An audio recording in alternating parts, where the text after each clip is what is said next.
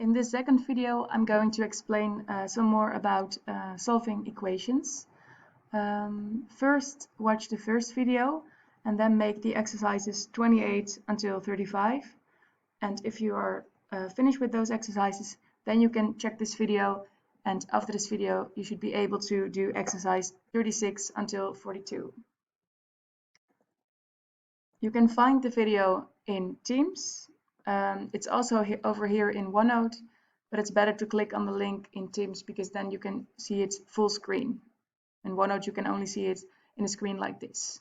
So first, make sure that you made the exercises until 35 and that you've watched this video. Okay.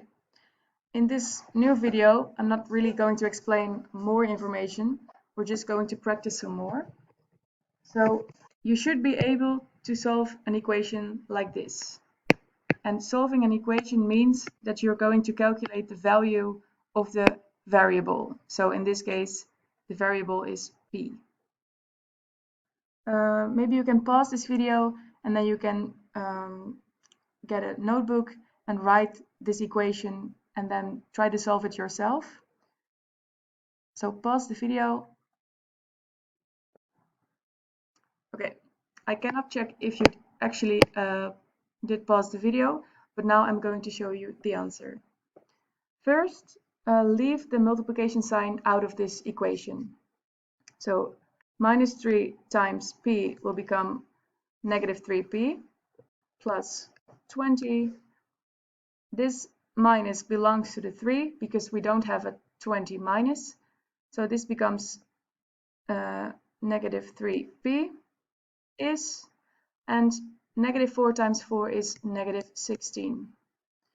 Okay, now we can see some terms over here, and those two terms have the same variable, and they belong to each other, so we can shorten this equation.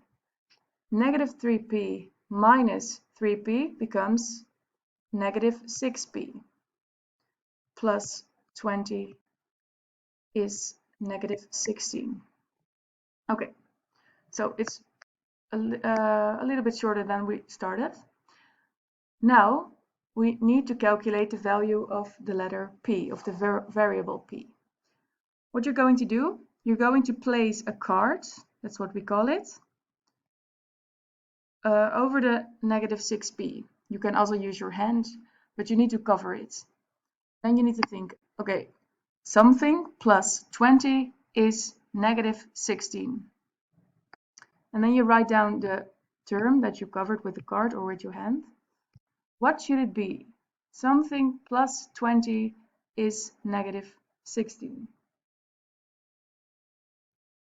The correct answer is negative 36, because if you do negative 36 plus 20, then you get negative 16.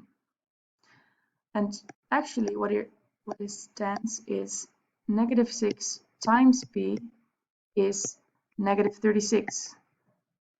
So what shall p be? Well, negative 6 times 6 is negative 36. So the correct answer is p is 6. You can check this to fill this in your original equation. So you can replace every p for the number 6, and then it should be correct. So first we're going to do the left side of the equal sign. Negative 3 times 6, because we're going to replace the p, plus 20 minus 3 times 6 is, okay, well, negative 3 times 6 is negative 18, plus 20, negative 3 times 6 is negative 18, is, and then we can just calculate it. Negative 18 plus 20 is 2, and 2 minus 18 is minus 16. Okay, and now we need to check if this is the same as the right side of the equal sign. So we also have minus 4 times 4, and that is also negative 16. And if these two answers are correct, then you know that your p is correct. So the answer of solve the equation is P is 6, and we checked it with this box over here. In your test, you also need to check your answer. So don't stop when you're done with this part. Also do this part, because it's really important, because you can 100% be sure that you did correct. Okay, well, a next question. Kirsten has had short hair for a while and wants to grow it long again. At this moment, Kirsten's hair is 10 centimeters long.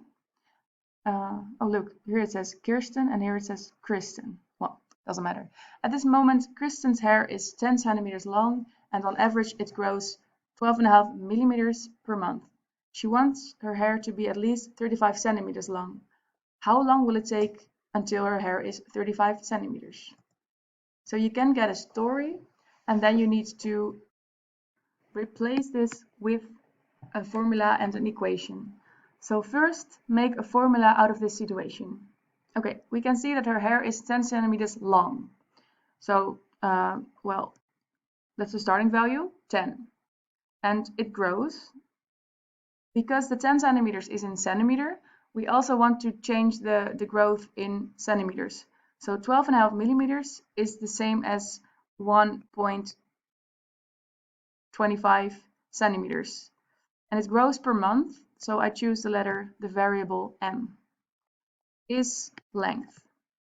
Okay, so now we made a formula, but we're busy with equations, so you need to make an equation out of this, and we want to know how long it will take, so how many months, until her hair is 35 centimeters. So what you're going to do, you're going to change the variable L, and you're going to replace it with the 35, because that is the length that she wants to have.